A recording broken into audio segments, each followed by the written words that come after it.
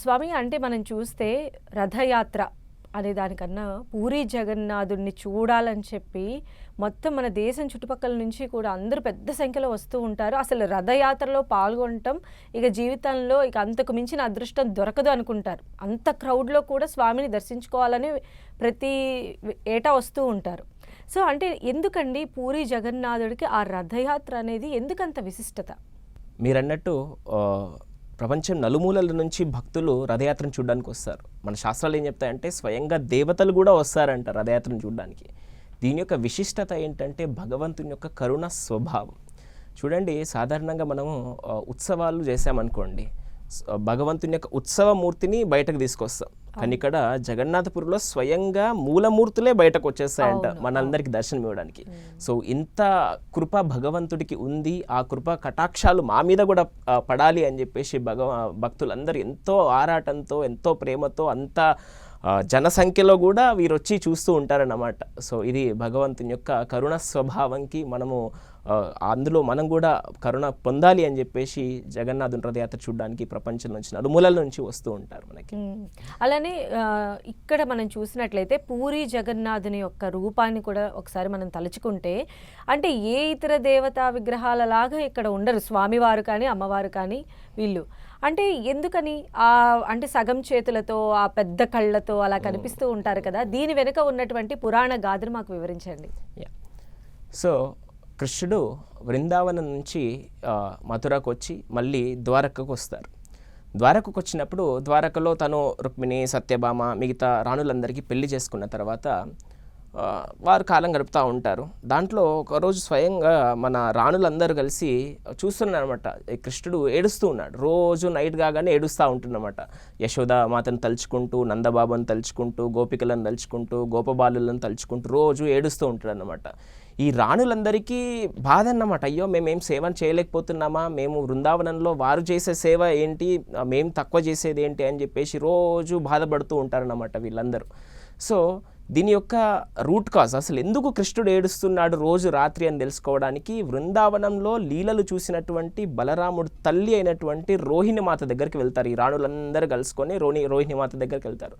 రోహిణి మాతకు అడుగుతున్నారు, తల్లి కృష్ణుడు రోజు రాత్రి ఏడుస్తున్నాడు, అసలు ఎందుకు ఏడుస్తున్నాడు, బృందావనంలో జరిగిన లీలలు మాకు కూడా వివరిస్తే మేము కూడా అలానే సేవించుకోవడానికి ప్రయత్నం చేస్తాము అని చెప్పేసి అడిగితే రోహిణి మాత ఏం చేస్తుందంటే, సరే చెబుతాను, కానీ ఈ లీలలు కృష్ణుడు బలరాముడు వినకూడదు. ఒకవేళ వినాలా మళ్ళీ వాళ్ళు బృందావనం పారిపోతారు.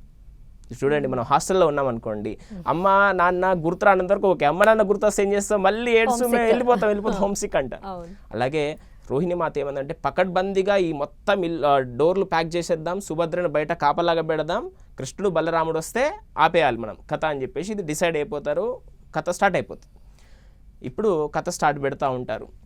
కృష్ణుడి కథ వినడానికి ఎవరు ఆసక్తి చూపడరండి. సో బయట ఉన్న సుభద్ర కూడా నేను కాపలా ఉన్న విషయము మర్చిపోయి ఆ లీలలను వింటూ తను ఆశ్చర్యంగా వింటూ ఉందన్నమాట. సో పక్కన సుభద్రకు తెలియకుండానే ఇటు పక్కన బలరాముడు, ఇటు పక్కన జగన్నాథుడు వచ్చి కృష్ణుడు వచ్చి వింటున్నారు.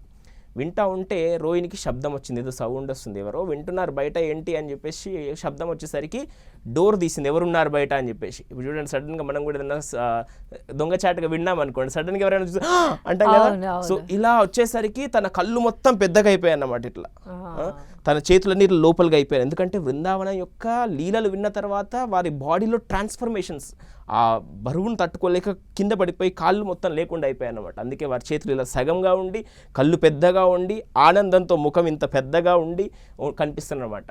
అలాగే మీరు చూసినట్లయితే సుభద్రకు చేతులు కూడా ఉండవు. జగన్నాథుడికి బలదేవుడికి చేతులు ఉంటాయి. సో ఇటు సైడ్ బలదేవు, ఇటు సైడ్ జగన్నాథుడు ఉన్న ద్వారా వీళ్ళిద్దరు ఇలా అవ్వడం ద్వారా సుభద్ర చేతులు కూడా లోపలికి వెళ్ళిపోయాయి. అందుకే సుభద్రకు చేతులు కూడా లేవు.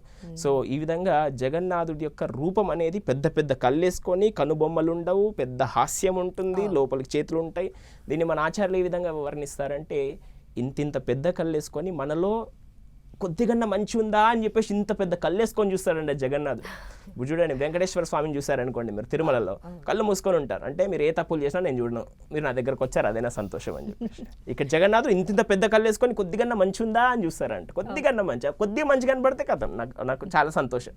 అలాగే ఇప్పుడు ఇలా ఉంటాడు, ఎప్పుడు నాకు హగ్ చేసుకుందామని చెప్పేసి వెయిట్ చేస్తూ ఉంటున్నారు జగన్నాథుడు. సో ఎప్పుడు హాస్యంగా ఉంటారు. సో ఇది జగన్నాథుని యొక్క రూపం వెనకాల ఉన్నటువంటి రహస్యం ఇది.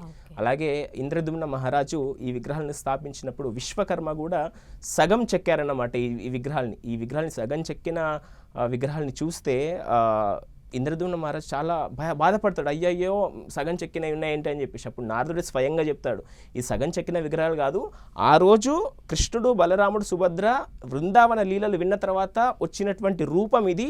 అప్పుడు నేను అడిగాను ఆయనకు వరం, కృష్ణుడికి, ఈ రూపము అందరికీ మీరు దర్శనం ఇవ్వాలంటే జగన్నాథపురిలో నేను వస్తాను, ఈ రూపంలో ఉంటానని, అందుకే మీ ద్వారా ఈ విగ్రహాలు చెక్కబడ్డాయని చెప్పేసి చెప్తారన్నమాట. సో ఇది రహస్యం దాని వెనకాల. అలానే